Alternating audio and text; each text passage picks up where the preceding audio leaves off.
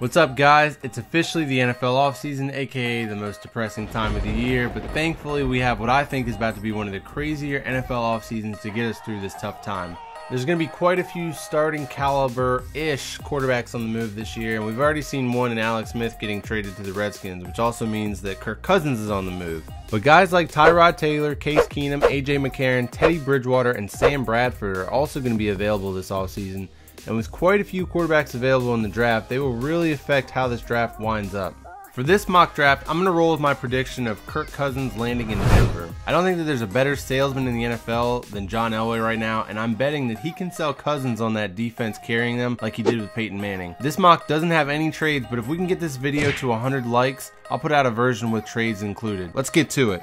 With the first pick in the 2018 NFL Draft, the Cleveland Browns select Wyoming quarterback Josh Allen. Now, the Browns have to take a QB here, and for some reason they think Josh Allen is the reincarnation of Carson Wentz, as reported by Peter King. I still find this hard to believe, but he's the best mock option right now until further notice, so we're going to go with him here.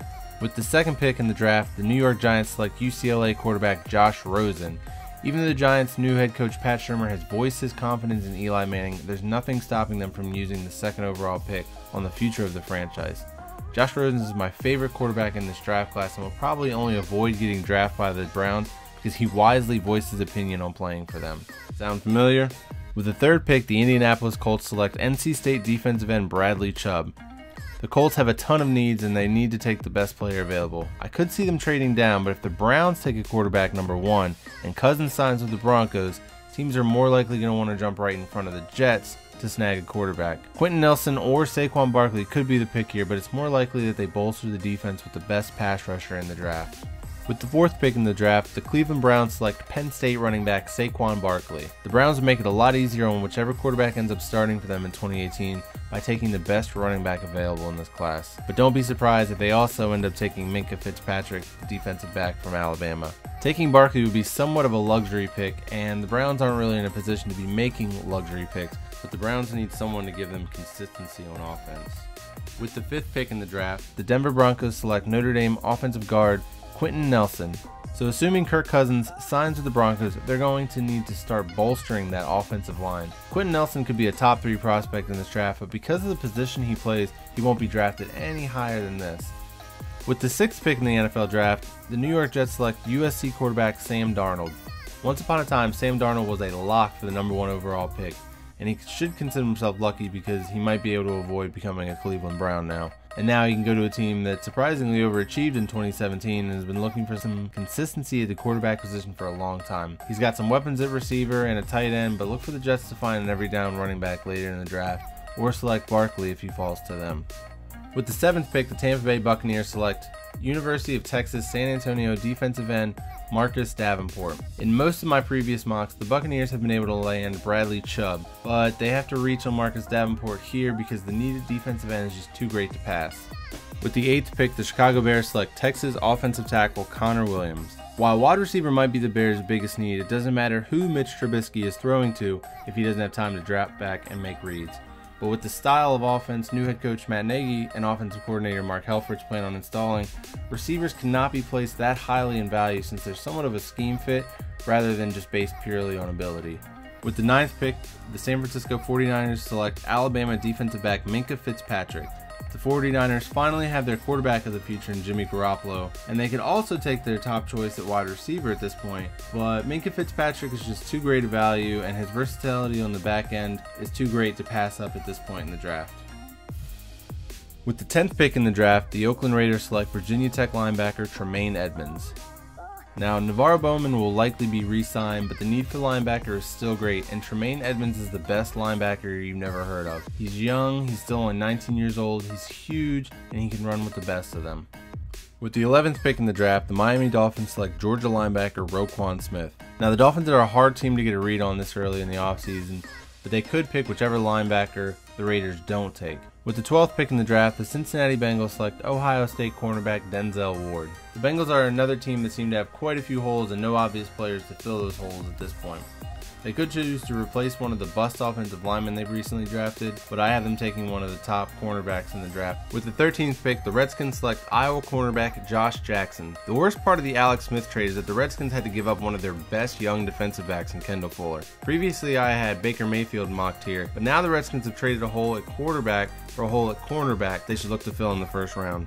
With the 14th pick in the draft, the Green Bay Packers select Boston College edge rusher Harold Landry. Now, some may argue that Landry should probably go before Marcus Davenport, but the way that I have these edge rushers slotted is more of a scheme fit for both teams. With the 15th pick, the Arizona Cardinals select Oklahoma quarterback Baker Mayfield.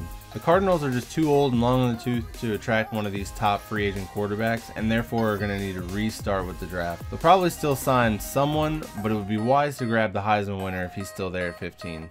With the 16th pick, the Baltimore Ravens select Alabama wide receiver Calvin Ridley. The Ravens need something to spark their offense, and having the best receiver in the draft fall into their lap is an easy pick. It's a shame that Joe Flacco is holding this team hostage with his contract, but you might as well get him as many weapons as possible and try to make one more run with him as the quarterback. With the 17th pick in the draft, the Los Angeles Chargers select Florida State safety Derwin James. The Chargers have been trying to fill the hole at safety since letting Eric Weddle go, and Derwin James is really going to surprise some teams this year, because he has the talent to be a top 5 prospect, but was coming off of an injury last year and got off to a slow start and looked hesitant on the field. With the 18th pick, the Seattle Seahawks select Washington defensive tackle Vita Vea. With no offensive lineman worthy of this 18th overall pick, the Seahawks should probably focus to another hole that they have on defense.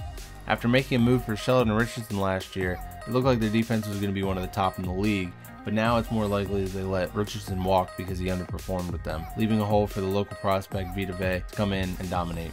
With the 19th pick, the Dallas Cowboys select SMU wide receiver Courtland Sutton. It's been non-stop talk about whether or not Dez Bryant comes back for the Cowboys in 2018. But whether he does or doesn't, they need to get more weapons for Dak Prescott at that position. Also, Dez Bryant seems like the kind of guy that would respond well to there being another alpha in the wide receiver room, and Courtland Sutton is certainly that. With the 20th pick, the Detroit Lions select LSU running back Darius Geis. The Lions have literally had a bottom 10 running game since Barry Sanders retired, and without legitimate prospects at the position, they're going to continue to underperform there. Running the ball would really help their offensive passing game get a little balance, but their new head coach Matt Patricia may not see the value in using a first-round pick on a running back coming from the Patriots and seeing how they do things with spare parts at the running back position. With the 21st pick, the Buffalo Bills select Michigan defensive tackle Maurice Hurst. The Bills' run-stopping defense really suffered after moving Marcel Darius to the Jaguars last year, but Maurice Hurst is an underrated player that could fill that hole for them. With the 22nd pick, the Buffalo Bills will select Texas A&M wide receiver Christian Kirk. The Bills are likely going to go the veteran free agent route in the offseason to replace Tyrod Taylor, but their receiving core is still really bad, and Christian Kirk seems like a great, explosive option for them to be everything that Sammy Watkins never turned out to be. With the 23rd pick, the Los Angeles Rams select Georgia guard Isaiah Wynn. The Rams are obviously an offensively centric team, and adding an offensive lineman can only help bolster their top 2 young offensive players in Goff and Gurley. With the 24th pick, the Carolina Panthers select University of Texas El Paso guard Will Hernandez. The Panthers are probably going to lose their all-pro left guard Andrew Norwell to free agency this year, and they should probably look to address the position because Cam Newton and their running offense needs the guys up front to be successful. With the 25th pick, the Tennessee Titans select LSU edge rusher Arden Key. The Titans need a lot of help on defense, and Mike Vrabel, being an ex-pass rusher himself, may see the value in grabbing the best available pass rusher at this point. Arden Key needs good coaching to reach his full potential, but his physical talents are among the best in the draft.